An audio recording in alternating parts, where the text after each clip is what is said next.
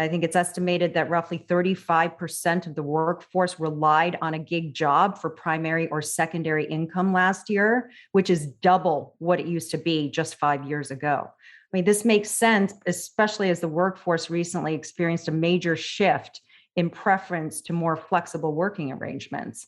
4.3 million people in the US quit their jobs in August. That's astronomical. It's not only the most on record, but it represents 3% of the total workforce. So what that means is that employees not only need to compete for finding new workers, but they have to be competing to keep existing ones from leaving.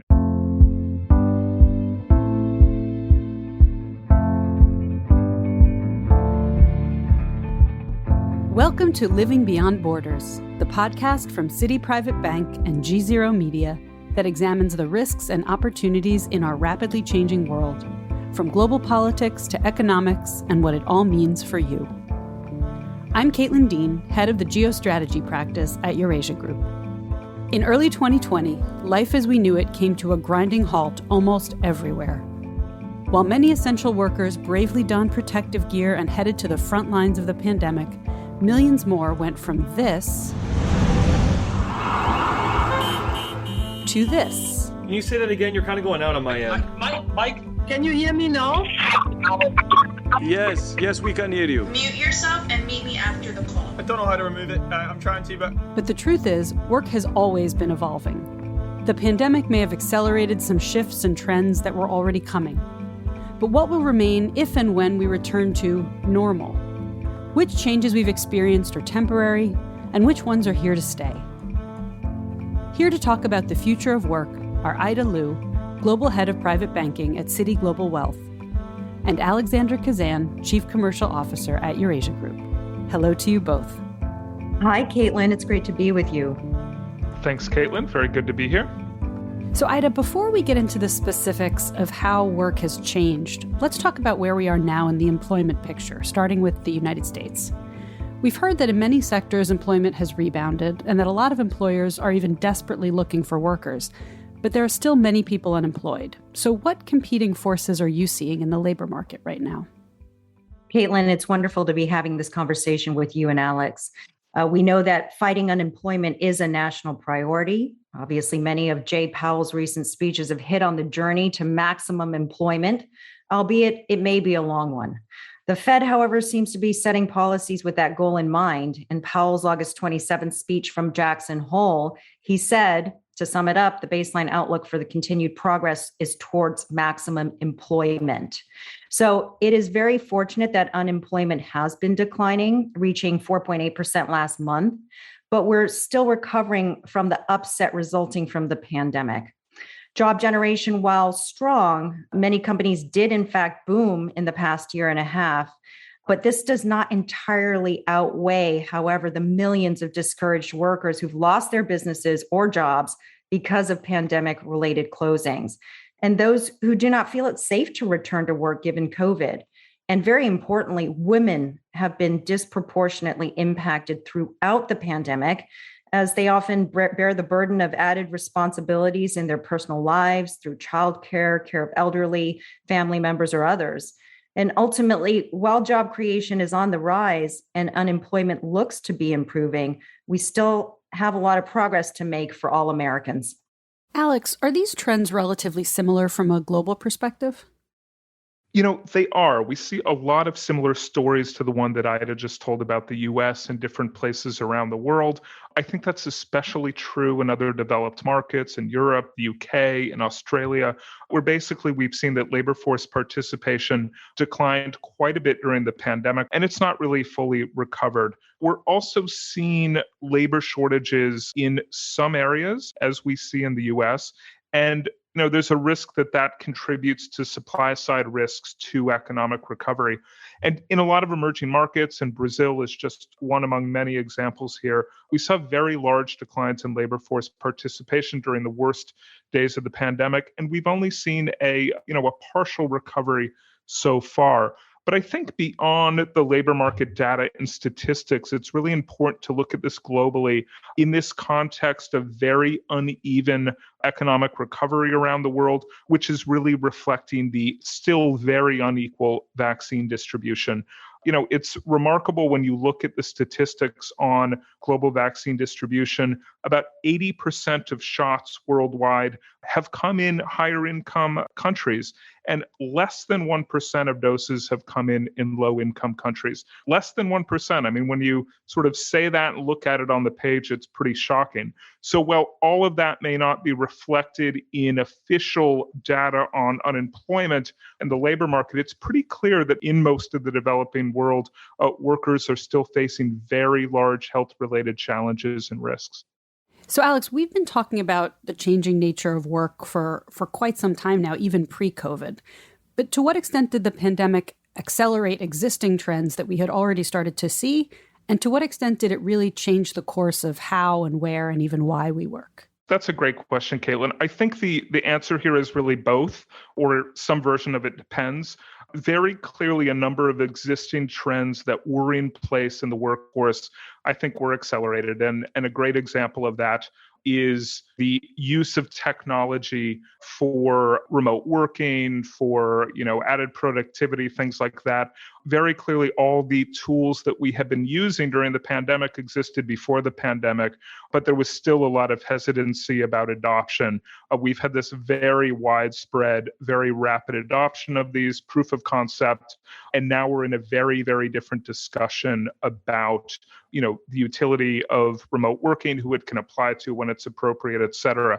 So I think that's a very clear example where you got probably 5 to 10 years of the trend accelerated or compressed into 1 year as a result of us, many of us professional workers at least, being forced to figure out ways to work from home with the inability to travel and go into the office.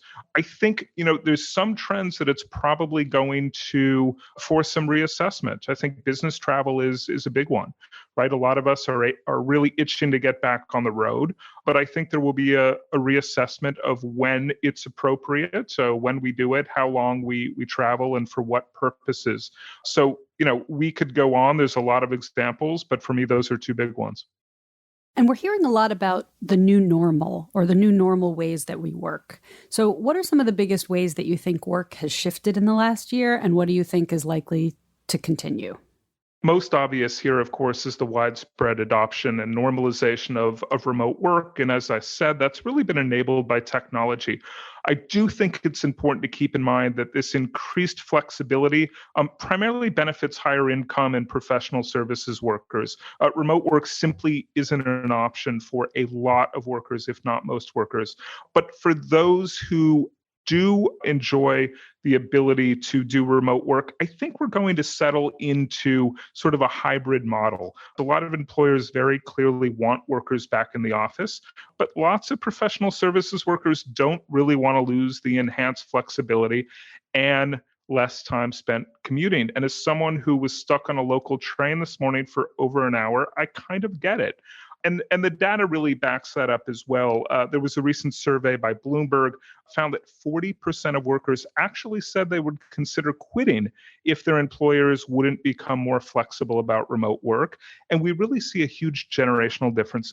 That number is really pronounced among younger workers, millennials, and especially Gen Z, where you're over 50% in terms of feeling that they would be willing to quit.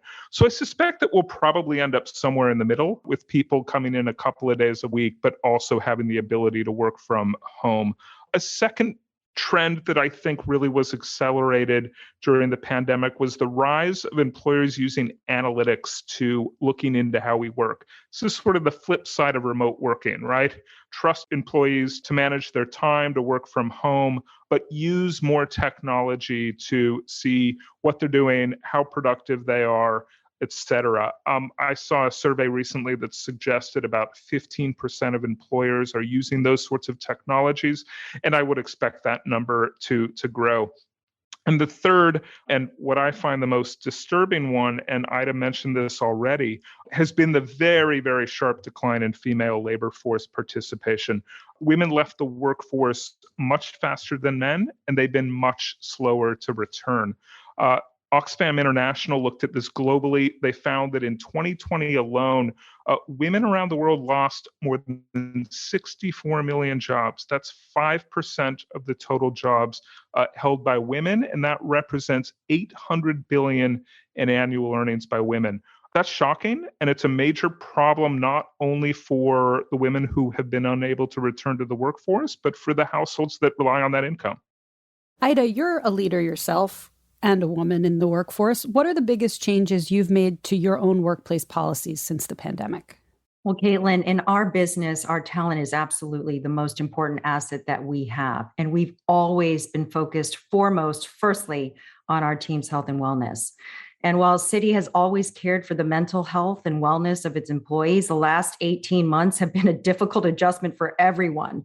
And it's been more important than ever to look out for the well-being of our team.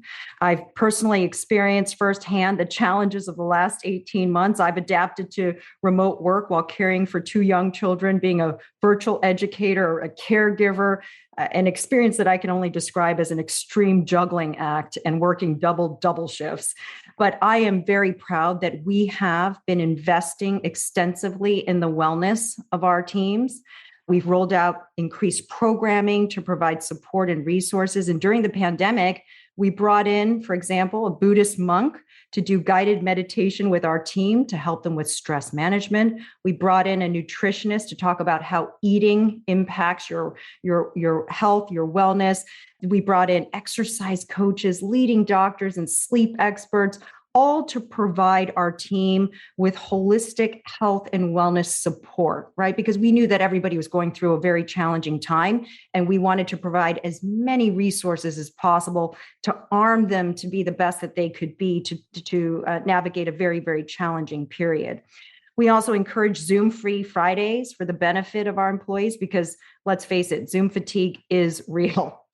And our firm also designated May 28th a Citi Reset Day to provide a day off for all of our employees, really to support everybody's wellness again. So the pandemic for us certainly reinforced our commitment to our team's health and well-being, and we're always constantly looking for new ways to support the members of our team. Well, those are some really remarkable initiatives. But what are some of the biggest hurdles that you're facing as your employees either return to the office or are trying to embrace a new type of working model? And what are you seeing in terms of companies embracing a more remote workforce versus returning to the office? Well, Caitlin, we've been hyper-focused on our return to office plans. Our CEO, Jane Fraser, has always stood by the approach of focusing on data and not dates regarding our plan to return to the office, always prioritizing, as I mentioned earlier, the health and wellness of our teams. We were really excited to return to the office in select U.S. locations last month in September, and many of our employees have transitioned into a new hybrid style of work. And ultimately, in private banking, our success is dependent in large part on our robust apprenticeship model. So being together is how we foster idea sharing and learning from one another. And having the capacity to meet and work in person is somewhat necessary to our success and development of our junior talent. But with that being said, we're still very keen to provide our team with the flexibility that they need. And in the past year and a half, I think we've all learned the important role of balance across all areas of our lives. And I believe Citi's hybrid model provides an appropriate balance between the benefits of in-person and the flexibility of virtual work. I think creating a health-conscious office environment took us some time and preparation, with all of the considerations around social distancing, limited office capacity, using masks in the office, providing our teams with the sort of the at-home testing kits, that we feel really confident in our ability to have and maintain a positive and safe work environment for those who are in the office. But with this new style of sort of hybrid, obviously, come some challenges, but I'm very proud that our team has been highly adaptable and resilient throughout. And I think it's exciting to combine the benefits of in-person collaboration and mentorship with the flexibility of work from home. And we believe that this hybrid model represents the best of both worlds. And, frankly, as Alex was talking about earlier, it's the future of the modern workforce. Well, Alex, we've seen worker preferences change at an individual level, but that also has bigger implications. And one obvious implication of workers working from home is that it really can open up the job candidate pool. So what does that mean for the market for jobs, both domestically and internationally? At the most fundamental level, it's quite simple. If people can work from where they already live, then you've got a much bigger candidate pool. That doesn't apply, of course, to all jobs, but it certainly does impact the candidate pool and hiring strategies for any professional jobs, and I think for most office workers. But the bottom line here is that by embracing remote work, employers will find it easier to move beyond their traditional talent pools. And I think that can have a lot of benefits, whether it's for just being able to tap into different skill sets. If done right, I think it could support diversity and inclusion efforts. So I do think there are a lot of advantages there to that if done strategically. Most of this, of course, will naturally be within country, but I think there is some evidence out there that suggests that the pandemic has seen an increase or has helped support an increase in cross-border online work. I think we're still a long way away from a global labor pool, but certainly the normalization and acceptance and technologies that enable remote work makes that a more plausible future. I think particularly from a U.S. political perspective, the question here is whether this becomes or is at least perceived as kind of what we used to think of as outsourcing, but in another form. And if that's true, what sort of political response will we see to that, given the surge of nationalism that you've seen in so much of the world? Alternatively, and I think from a more kind of constructive perspective, it could be viewed much more, as an expansion of a flexible gig economy, or at least the parts of that can be delivered remotely, that moves beyond borders. That's still an unanswered question, but I think that is going to have a lot of very important political implications. So Ida, Alex just mentioned the gig economy, and that was a trend that we saw happening even before the pandemic. So where do you see the gig economy going next? Tens of millions of Americans take part in the gig economy today, and these figures are only expected to increase. And given the significant expansion of the gig economy over the last decade, it's projected that it will only keep growing as the popularity of the gig-based employers increases. Particularly throughout the pandemic, I think workers have flooded into the gig economy. I think it's estimated that roughly 35% of the workforce relied on a gig job for primary or secondary income last year, which is double what it used to be just 5 years ago.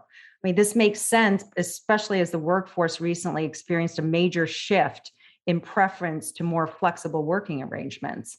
And surveys have shown that 44% of Americans now prefer having a work from home element in their jobs. And in fact, over half of Americans would consider seeking new employment if flexibility is not offered post-pandemic. That's something that Alex talked about very early on. So it's unlikely that this trend will subside, although shifts in the classification of gig workers could ultimately compromise some of the advantages that the position currently provides. And in April, the U.S. Secretary of Labor made statements pushing to reclassify gig workers as employees, which would fundamentally change the nature of these jobs as regular pay and benefits would become required. But more rigid expectations of employees may then follow suit. And we've been seeing a lot of discussions, not only for gig workers, but for workers at large around increasing fair wages. So where is that conversation now? Well, across the board, the U.S. has seen increased compensation expectations in recent years. Average hourly earnings for all private non-farm payroll employees has increased to $30.73 this August, marking the fifth consecutive month of increase in this category. I think 30 states today maintain minimum wages exceeding the federal minimum, and an increasing number of states in recent years have been passing legislation to continue raising pay. The Biden administration issued an executive order in April to raise the minimum wage to $15 for federal contractors starting next year. And a widespread $15 minimum wage mandate could further drive up wage expectations across the board as the floor rises. And within certain industries, we've seen wage expectations being pushed even higher. It's also important to consider the relationship, by the way, between inflation and wages, a very important topic, right? Because in June, average hourly wages increased to 3.6% relative to the prior June of the prior year. But after accounting for inflation, the average worker, in fact, experienced a 2% pay cut. So this is an ongoing discussion, particularly as we closely monitor the inflationary impacts. Alex, are there any other challenges that employers or employees are facing as they navigate this changing job market? Well, employers, I think, will continue to struggle with the simple fact that workers just have more leverage right now, given the very strong demand for labor. Ida already cited, a couple of the statistics from the Labor Department's last report, but one that I found absolutely astounding: 4.3 million people in the U.S. quit their jobs in August.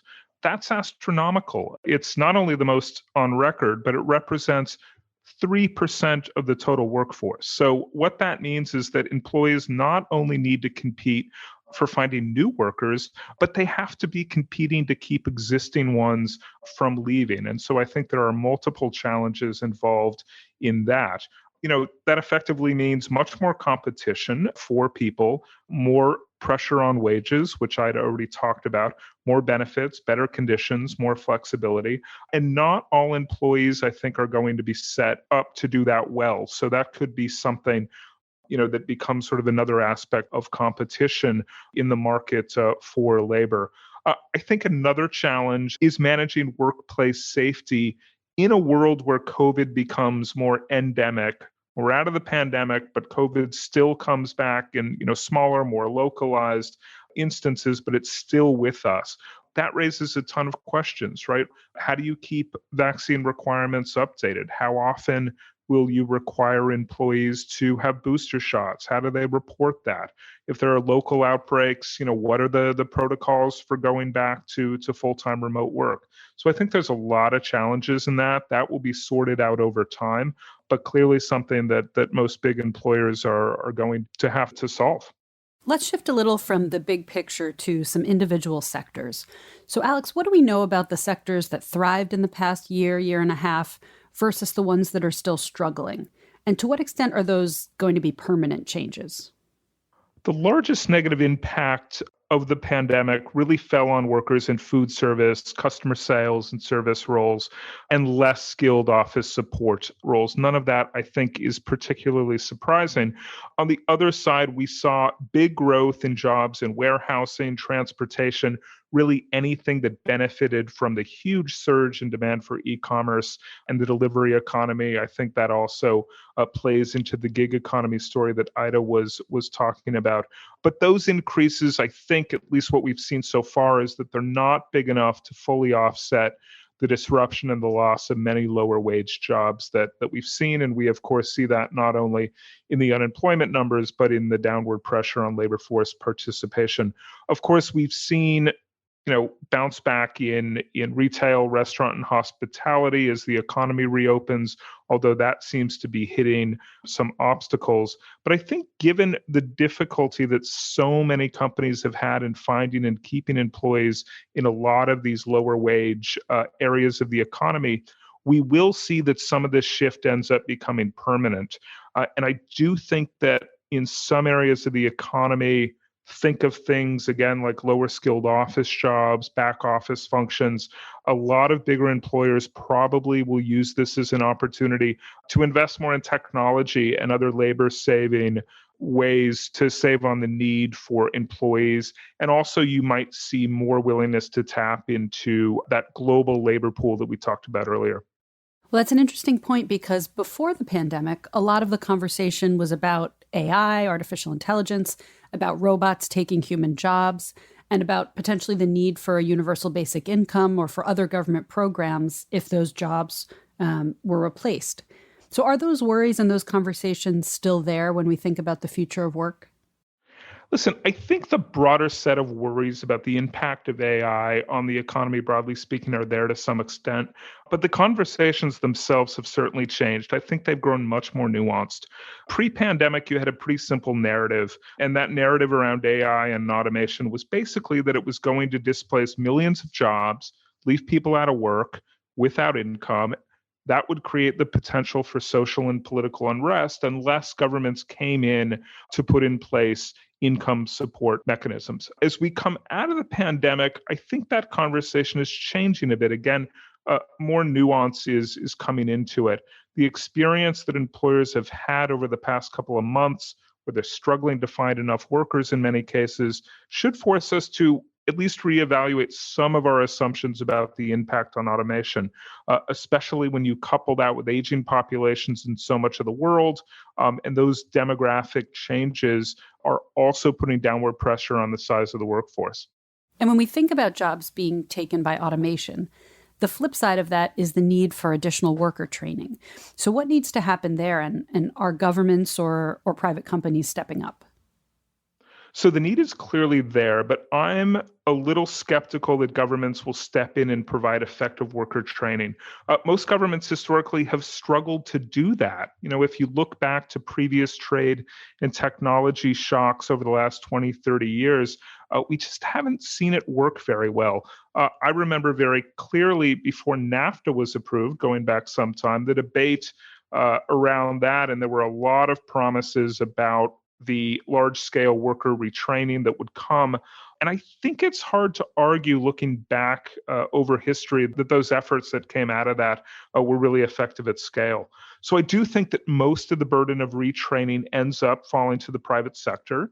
And that actually gives an additional opportunity for employers to compete for workers, and another area for them to develop a competitive advantage. Ida, to end, paint a picture for us. What do you think the future of work will look like? Well, Caitlin, I am very optimistic about the future of work, especially with increased hybrid work arrangements, which allow for greater productivity and efficiency, which we've all been speaking about throughout this podcast. Those seeking jobs, frankly, have heightened expectations of their employer's ability to adapt and be flexible. And I believe this is a permanent shift. I'm very proud of how our team has adjusted to remote work in the past year and a half. We're more internationally connected than we've ever been before. Technology has made it easy, efficient to arrange meetings in 24 hours turnaround time globally. We've reimagined the way that we're engaging with our clients virtually. So as an example, we were able to open our flagship family office leadership program. It's one of our key global client events, from an in-person event that used to be 150 families in New York in person. And now that we've opened it up digitally, we've got 5,000 plus participants virtually. So the virtual format is important. It's effective, and it's absolutely here to stay. And I think the silver lining of this pandemic is the acceleration of all things digital. And I think the pandemic has exponentially increased our digital adoption.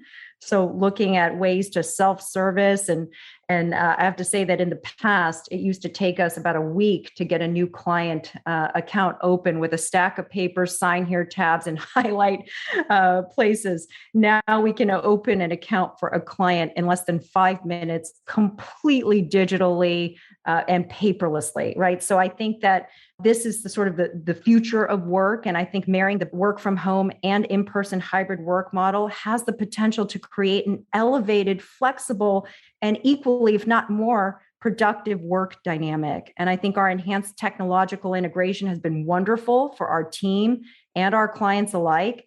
But again, the apprenticeship element of our business does mean that we still need an in-person connection and collaboration.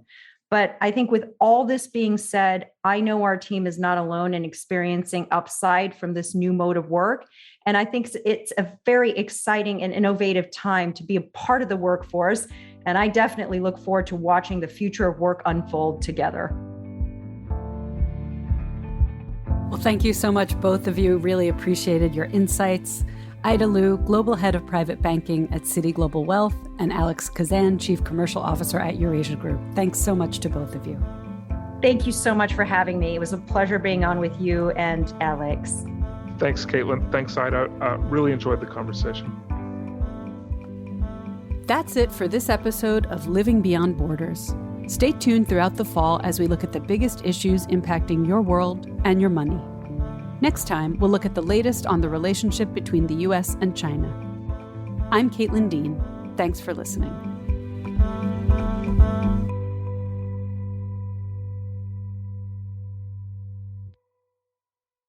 You're listening to the GZERO World with Ian Bremmer podcast, your weekly geopolitical deep dive into the world's biggest news stories, featuring in-depth conversations with global leaders and newsmakers. To get more of GZERO's insights on global politics every morning, sign up for our free newsletter, GZERO Daily, at gzeromedia.com.